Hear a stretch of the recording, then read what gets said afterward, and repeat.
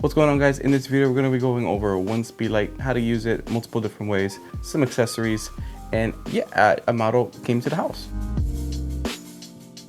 So I've had a bunch of people who are just starting off like in flash photography, asking me like, what kind of light should I start with? Should I start with something like the 8200, 8600 just to get it? And I'm like, well, if you don't know how to use it, why don't you just get like yourself like a speed light? So I figured I'd make this video for you guys if you're just starting off, or maybe you're already using speed lights and maybe you just want to kind of get a refresher, or maybe get inspired to like do something different with lights and like these other things I'm going to talk about. The speed light that I'm using in this specific shoot is the Yongnuo YN560 Mark IV. This light is actually not expensive. It's around 80 bucks. You can grab it. There are other speed lights you can grab for like 35 bucks. Again, they're just cheaper. It might not last as long. I've had this light for about 4 years already, and I haven't had any issues with it. Now, granted, these are like third-party speed lights. They do tend to break if you don't take care of it. The cool thing about this specific speed light is that you can get it wireless, so you do need a wireless trigger. So you can have it on or off camera, which is very beneficial for you if you're doing like events. In my opinion, this is actually a really cool starter flash, and we're gonna get into like different types of ways on how to shoot this both on camera and off camera. First thing you need to know is that this flash isn't as powerful as like the other flashes. This shoots about 25 watts of power, so don't expect to use this to fully overpower the sun. If it's like a bright midday, you're gonna definitely need to either get a bunch of speed lights to put them into one softbox, or get yourself a unit that has like 100 watts of power, 200, 400 watts of power. I mean, I'll link those down below so you guys can check them out. All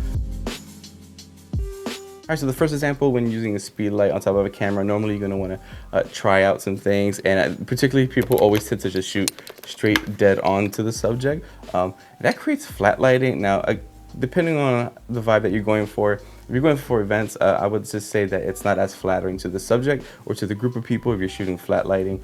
This is an example right here of just me shooting Elsa with flat lighting. You're gonna see that there's like, it's just a blast of just light on the face. It's not really complimenting Elsa at all. This next example is actually a perfect example if you're shooting at an event and the ceilings are different colors. If it's a different color, it's definitely gonna cast that color when it's coming down. So for example, my basement is just wood. There's no like drop ceiling or anything like that. The bounce is gonna have some type of warmness to it because it's wood. So this example, you're gonna see here what happens when I shoot at the ceiling. Now granted, the light is softer, but the color is like totally off. So you might run into this depending on the type of ceiling you have at the venue.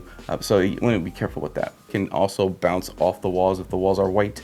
You can go ahead, just like turn like this, bounce off the wall. So in this example, I'm actually using a white side of the V flat to bounce light up into the subject. Just to give you guys an example of what it would be like if you had white walls and you need to bounce light. Now, one thing that happens when you're bouncing light up towards the ceiling and it's coming down is that you're gonna get some kind of raccoon eyes. So you have to be careful with that. But when you're bouncing light to the side, you're actually gonna create a really nice soft light. This also helps with avoiding those raccoon eyes. Let's switch over to using off-camera flash, using a trigger system that connects to the speed light, and that's going to be fun because then you can totally do a bunch of more stuff. This is the trigger that we're going to be using to help with creating the off-camera flash system. It's the same thing. It's kind of like, for me, it's like the body of the flash. There are other triggers out there that are smaller. I use predominantly the Godox triggers and Godox lights, so they're all in one system. The benefits of being able to do off-camera flash is that you can actually use this on a stand, bare, straight, pop some light in the audience, just to get some light, get some exposure there. Or you can actually put it inside of a softbox using this specific bracket. This is a bracket that I use when I'm using speed lights. It's an S bracket. The benefit of using this is that I can actually switch back and forth to like using my 8200s speed lights, and it's Bowens mount, so I can use like my bigger soft boxes if I need to. You can even also use like the Magma system and put it on here as well. Softbox that I'm using for this shoot with Elsa is the 38-inch glow parapop. I'll put the speed light right behind it and just create some softer light. Now the cool thing is that I can control the light, I can move the light as I please. Now you can totally see the difference between shooting with a softbox off camera rather than using it on camera, the bouncing off the wall and shooting from the ceiling. Now the cool thing about this is that my light is free and I can move it wherever I want, but now I can bring other lights into the photo just to create a little bit more of a pizzazz, if you will. The color light that I'm using is this RGB light from Moment. It's the ML9. It's a super clutch light. They sent this to me. I've been using it for a little while already.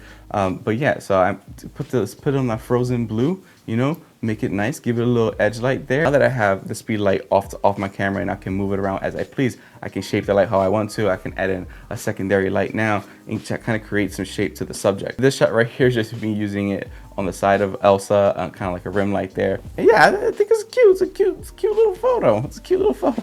Now the next creative shot I wanted to show you guys is me taking Elsa away from the background and also putting this light behind her, just to give it some color behind her, you know, give it some frozen glow, give it a vibe. And the cool thing is you can do a ton of stuff. Like for this example, I decided to do like kind of a bonus shot for you guys. I'm hoping to see if you guys can do it yourself. I put my timer for 5 seconds so I can run it behind Elsa. Now I'm going like this. I'm getting light trails and like being able to like just come up with something a little bit creative with Elsa. So if you actually want to try, I'm gonna leave the settings down below. You guys can check it out and just have fun with it. And make sure you follow me on Instagram and tag me if you do it at Josh Luciano. I would like to see what you come up with. So hopefully you enjoyed this video. Hopefully, you know, you enjoyed Elsa's presence. Elsa's cool. Gotta give Elsa back to the girls because yeah, I think they just started to notice that there's an Elsa missing. Totally my fault. Thanks for watching this video, guys. And if you haven't yet, hit that subscribe button below. Share with your friends, all that good stuff. Until next time, stay awesome, stay fresh, keep creating.